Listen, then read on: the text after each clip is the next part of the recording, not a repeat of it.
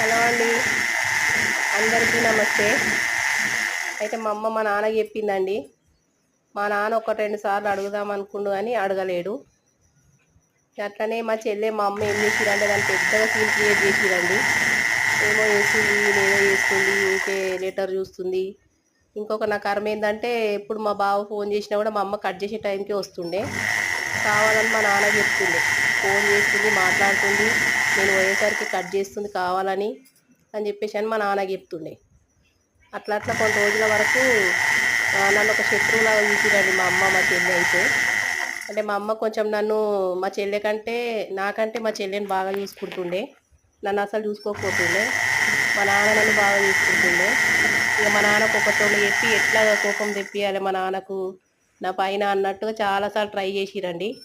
కానీ మా నాన్న ఒకరోజు నన్ను అడిగిండు,